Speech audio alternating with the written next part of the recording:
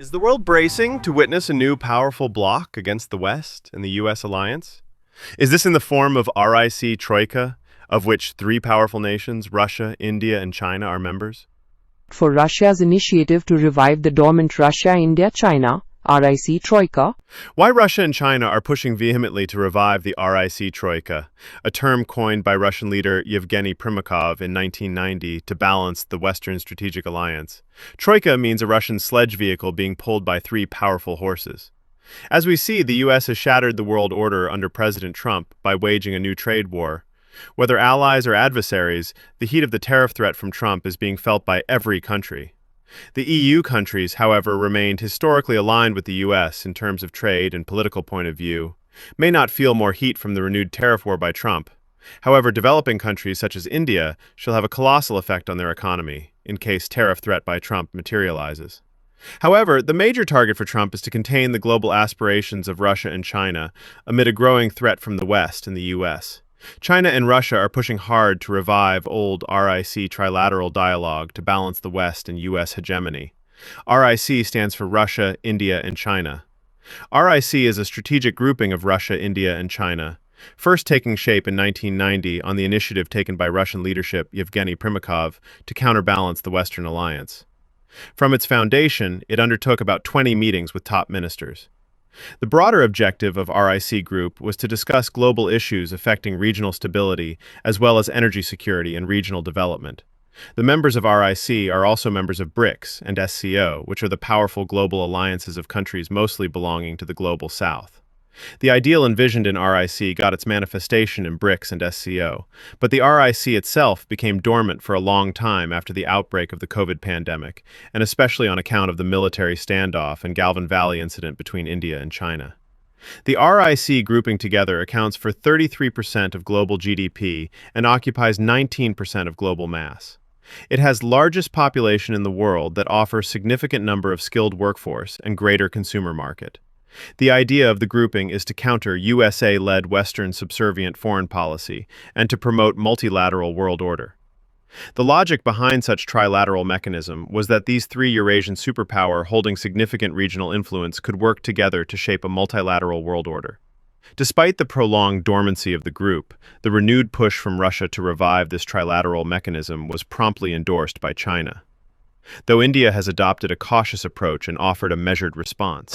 Cooperation Organization minister-level meeting in Beijing, in which Dr. S. Jaishankar, India's External Affairs Minister, participated, the bilateral talk took place among Chinese and Russian foreign ministers Wang Lin and Sergei Lavrov, with Dr. S. Jaishankar alongside the SCO meeting. However, as per spokesperson of Ministry of External Affairs of India's statement that schedule of meeting for RIC shall be decided on mutually convenient manner among these three countries, indicates India's cautious approach to avoid a perception in the West as to India's falling into Chinese bloc, given the recent deeper relationship developed between India and the U.S. in terms of trade, defense, and technology collaboration. The hindrances to the functioning of the RIC smoothly are China and India's strained relationship, as India has explicitly expressed that no full-fledged diplomatic relations can be restored with China until long-standing border issue along the LAC is resolved. Therefore, India's move in this regard is wary of Beijing's strategic intention. The lack of trust between these two close neighbors was exacerbated during Operation Sindoor, when China openly supported Pakistan with advanced weaponry systems and intelligence sharing against India. Further, China's claim over India's northeastern states Arunachal Pradesh as South Tibet deepened New Delhi's susceptibility against forming any alliance in which China is a crucial player. However, reviving the RIC mechanism suits Moscow and Beijing's strategic interests to counter U.S.-led trade sanctions and military threat, but it cannot function if New Delhi perceives it as a vehicle to promote the interests of these nations without addressing the key issues straining the relationship between India and China. In the Western Bloc, Russia's push to revive RIC is seen as its move to prevent India from aligning with the European Union and the U.S. and forming a deeper relationship. As the bilateral relationship between India and Western nations progressed significantly in consequence of China's increasing influence at the global level and its territorial aspirations aimed at halting India's growing stature as a regional superpower. This is why India's active participation in the Quad alliance, having members as the US, Japan, and Australia, is openly perceived as an alliance to stop China's growing influence in the global south.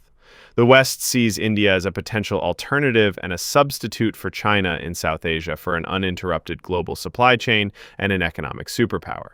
Still, since Trump's overtaking of the U.S. presidency, a significant shift in the United States foreign policy is seen, wherein any attempt from the developing nations to defy the unipolar world order led by the U.S. is threatened by either economic sanctions or higher trade tariffs. Geopolitical chaos induced by Russia-Ukraine war shifted many paradigms in the world order, and India's diplomacy is being tested so hard that it is now facing an increasing threat of sanctions from the Western bloc for continuing trade relations with Russia.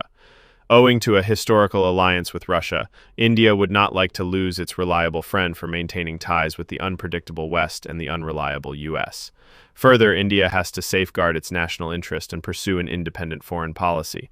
Therefore, despite Western nations' sanction against Russia, India continue to purchase oil from it at a discounted price, which is being viewed as Russia's war funding by India, EU, and the US, irrespective of the fact that the EU also purchased natural gas from Russia in a big volume to fulfill its energy requirement.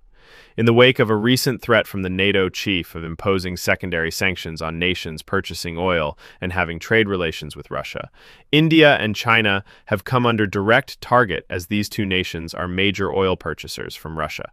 Though India has given a befitting reply to the Western Union, that double standard of the West shall not be accepted, and India shall remain open its the option to purchase cheap oil wherever it is available to safeguard its national interest. Still, the EU announced a new sanction package on Russian crude oil refinery Rosneft, Nayara Energy Limited in Vadinagar, Gujarat, India, in which Rosneft maintains a 49.13% stake. India has slammed such action by the EU. Further, the U.S. has also threatened India and China with facing a 500% tariff in case these two nations fail to persuade Russia to end the war with Ukraine within 50 days and continue their trade relation with it. This is why reviving RIC Troika is being talked about. For China and Russia, it is finding solidarity amid sanctions from the West. For India, it is a way to pursue its independent foreign policy against the limitations being pushed by EU and the U.S. In this backdrop, China is playing its cards smartly.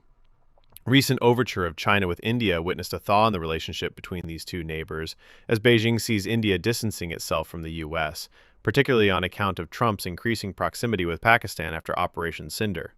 However, given the lack of trust between members of RIC, it may be revived for a limited purpose, to pursue a specific issue and mostly transactional.